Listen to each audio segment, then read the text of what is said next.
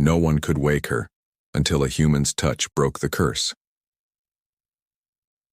The forbidden touch, the crimson storms of Xerion Prime had raged for 3 standard days when Dr. Marcus Vance finally called a halt to the excavation. His team of xenoarchaeologists had been working in shifts, protected by atmospheric shields that hummed with barely contained energy, as they carved deeper into the mysterious structure buried beneath kilometers of crystallized sediment. "Professor Nightwind, what are your instruments telling us about the inner chamber?" Marcus called out, his voice echoing through the excavated tunnel that descended into the heart of the ancient complex. Professor Zara Nightwind, her forearms, working simultaneously across multiple scanning devices, looked up with her large golden eyes reflecting concern. As a member of the scholarly Astari race, she possessed an intuitive understanding of xenolinguistics that had proven invaluable on dozens of archaeological expeditions. "The energy signatures are unlike anything in our databases, Dr. Vance. Whatever civilization built this structure possessed technology that defies our current understanding of physics." Raven Cross, their human tech specialist, emerged from behind a towering pillar of what appeared to be living metal.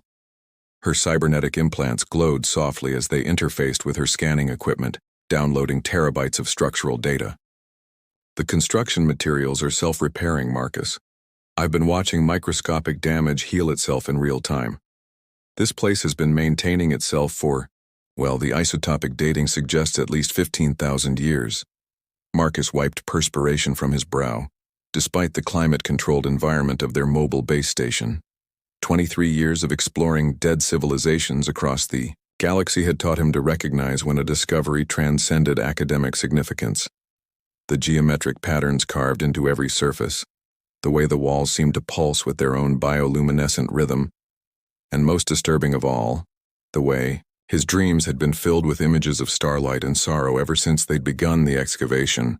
"The central chamber should be just beyond this archway," Zara announced, her translation matrix finally making sense of the flowing script that adorned the entrance.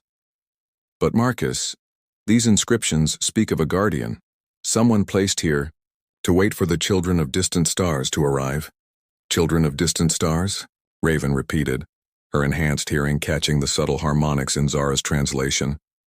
"That's remarkably specific, almost like a prophecy," Marcus finished, feeling an inexplicable chill run down his spine. "Well, we've come this far. Whatever's waiting in there has been patient for 15 millennia. I don't think it's going anywhere." The archway responded to their approach with a deep, resonant tone that seemed to emerge from the walls themselves. Bands of light spiraled upward along the frame's edges before the barrier, a surface that had appeared solid but now revealed itself to be some form of advanced force field, dissolved into motes of luminescent energy. Beyond lay a chamber that took Marcus's breath away. The space was vast, its domed ceiling disappearing into shadows that their portable illumination couldn't penetrate. But it was the chamber's centerpiece that commanded their attention. A crystalline sarcophagus that hovered 3 meters above the floor, suspended by streams of energy that formed complex geometric patterns in the air around it. "The power requirements. To maintain this for 15,000 years?" Raven whispered, her instrument struggling to process the readings. "It's drawing energy from somewhere else. This isn't just technology, it's accessing dimensions we barely understand." Within the crystal tomb lay a figure of impossible beauty. Even through the translucent barrier, Marcus could see that she was humanoid but clearly not human. Her skin held a faint luminescence and her long hair seemed to contain actual starlight, flowing in slow motion as if suspended in liquid light. She wore robes that appeared to be woven from the same energy that sustained her prison, and her face. Marcus found himself stepping closer, drawn by features that spoke of nobility, wisdom, and profound sadness. Her eyes were closed, but he could see the gentle rise and fall of her chest. Whatever process kept her in stasis, she was alive. "The inscriptions around the base," Zara said, her voice filled with academic excitement and growing dread. "They tell of Celestine Starweaver, last of the luminal dynasties. She was placed here as guardian of something called the Heart of Infinity. But Marcus, the sealing mechanism, It specifically mentions that only those who carry the mark of the birth world can awaken her. The birth world? Marcus approached the sarcophagus, noting how the energy patterns seemed to shift in response to his presence. What does that mean? Earth, Raven said quietly, her cybernetic implants processing xenological databases at superhuman speed. In dozens of ancient texts across the galaxy, Earth is referred to as the birth world, the place where biological intelligence first achieved consciousness. Marcus reached out instinctively toward the crystal surface, then stopped himself. You're suggesting this guardian has been waiting specifically for humans? The genetic markers would be unique, Zara explained, her scientific mind racing through possibilities. If their civilization was advanced enough to encode DNA signatures into their technology, before anyone could stop him, Marcus's hand made contact with the crystal. The reaction was immediate and overwhelming. Energy cascaded through the sarcophagus like liquid lightning, and the chamber filled with harmonics that seemed to resonate in their bones. The crystalline barrier began to dissolve, layer by layer, as systems that had remained dormant for millennia awakened with purpose. "Marcus, get back," Raven shouted, but he found himself unable to move, transfixed by what was happening within the tomb. The figure's eyes opened. They were silver, like captured moonlight, and when her gaze met his through the dissolving crystal, Marcus felt the universe shift around them.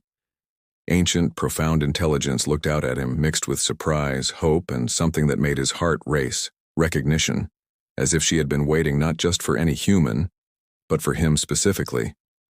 "Welcome, child of the birth world," she spoke, her voice carrying harmonics that bypassed his ears and resonated directly in his mind. "I am Celestine Starweaver, guardian of the heart, keeper of the final secret. The blood of earth flows in your veins. Only this could break the seals that bound me to eternal vigil." The remaining crystal barriers dissolved completely, and she stepped gracefully from the hovering tomb.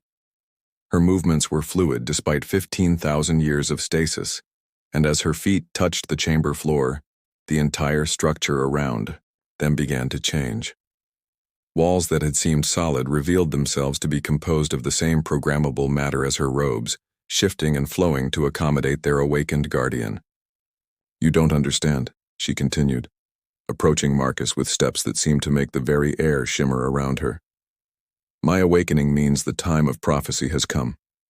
The heart of infinity, the artifact I was sworn to protect, will soon be needed." "Needed for what?" Marcus asked, finding his voice despite the overwhelming presence she radiated. "To prevent the return of the void speakers," Celestine replied, her luminous eyes reflecting pain that had accumulated over millennia. "They who sought to unmake reality itself, who were defeated but never truly destroyed. They have been waiting in the spaces between dimensions, growing stronger, and now they return to claim what they believe is rightfully theirs." Raven's equipment suddenly erupted in alarms. "Marcus, I'm detecting massive spatial distortions at the edge of the system. Ships, no, structures, of completely alien design are translating into real space." Celestine's expression hardened, starlight eyes blazing with ancient fury and determination. "They have found me. After 15,000 years of searching, the void speakers know I have awakened." She turned to Marcus, and he saw vulnerability beneath her cosmic power.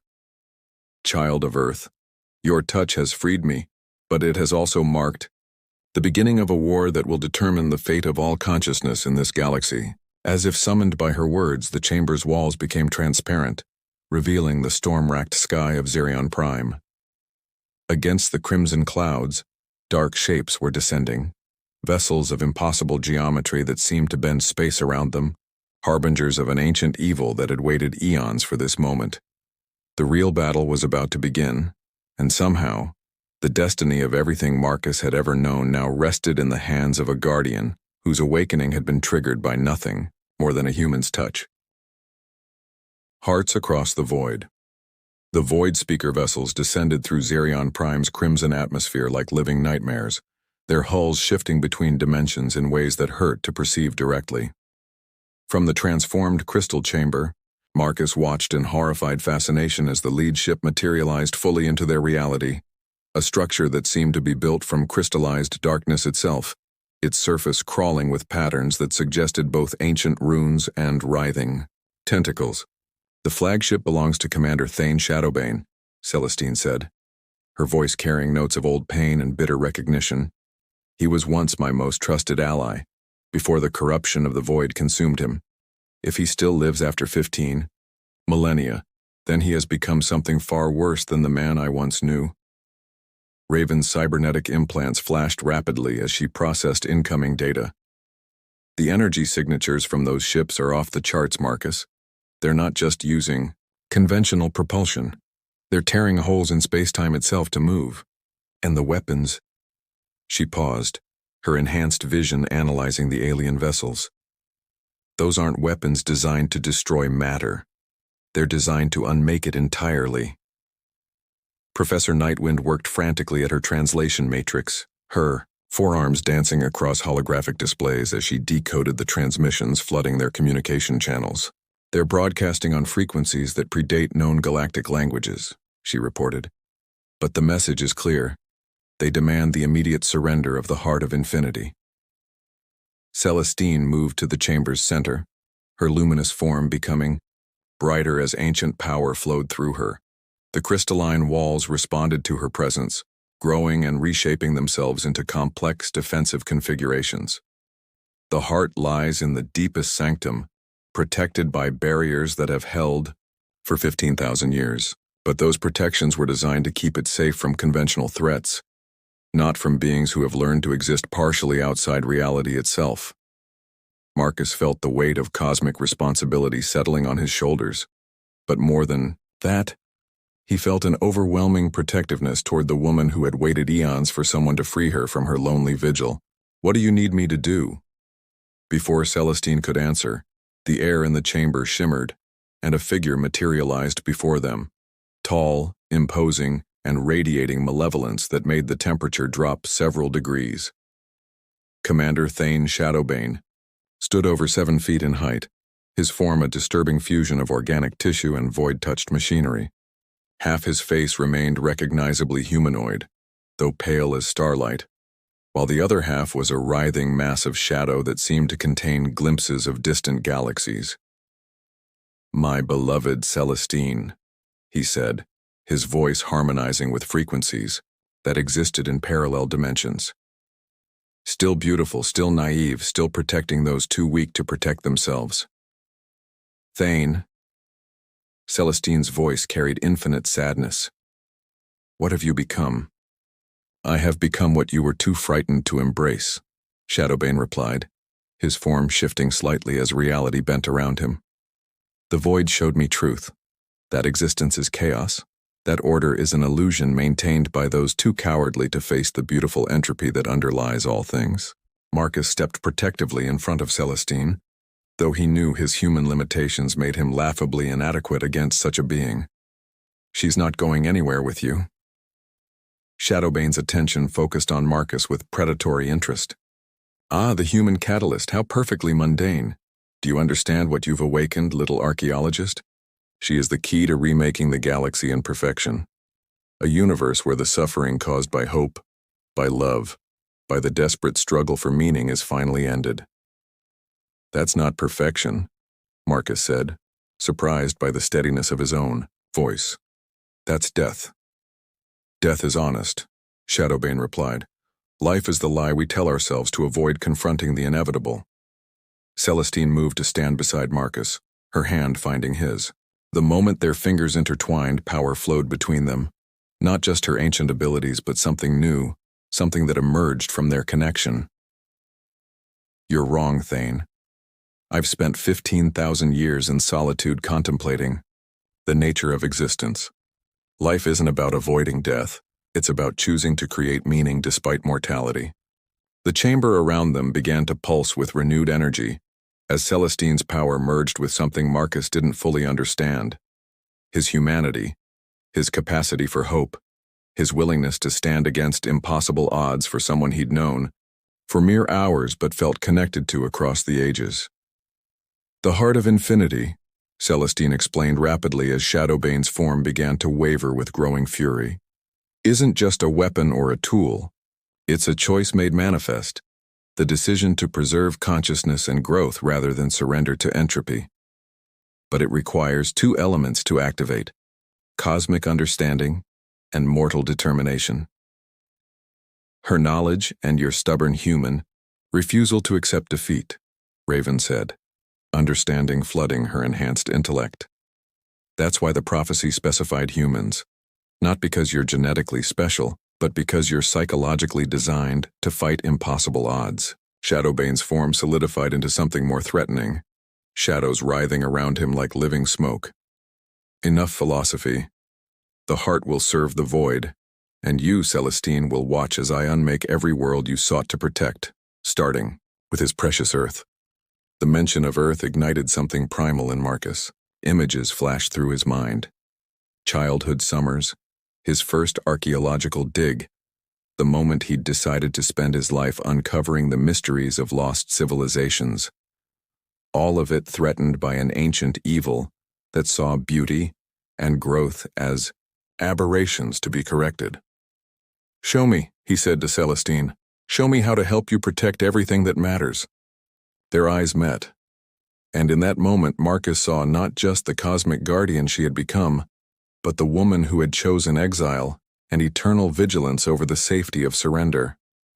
Someone who, like him, had devoted her existence to preserving knowledge and hope for those who would come after. "The heart lies beyond the final threshold," she said, her voice carrying harmonics that seemed to resonate with his very soul. "But the path requires us to trust each other completely.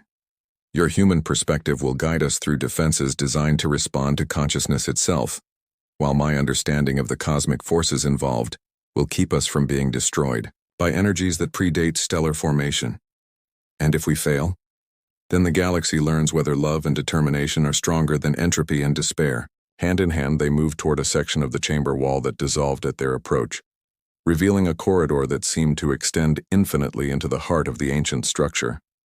Behind them, Shadowbane's roar of frustration shook the crystalline architecture, but the path sealed itself against his pursuit, at least temporarily. As they descended deeper into the sanctum, Marcus became aware of changes in himself. Celestine's presence was awakening something dormant in his human consciousness, expanding his awareness until he could perceive the quantum fluctuations that underlay reality itself. Meanwhile, his touch seemed to ground her cosmic perspective, giving her access to the emotional resonances that made existence meaningful rather than merely functional. "The heart chamber," Celestine whispered as they emerged into a space that defied geometric logic. At its center floated a structure that looked like a crystallized galaxy, billions of points of light arranged in spiraling patterns that pulsed with the rhythm of some cosmic heartbeat. "It's beautiful," Marcus breathed. "It's the first choice," Celestine replied. "When the universe was young and consciousness first emerged from primordial chaos, this was the moment when existence decided to choose growth over entropy, complexity over simplification. The heart preserves that choice and can extend it, or revoke it." They approached the artifact together, and Marcus could feel its power calling to something fundamental in his human nature: the drive to explore, to understand, to refuse acceptance of limitations.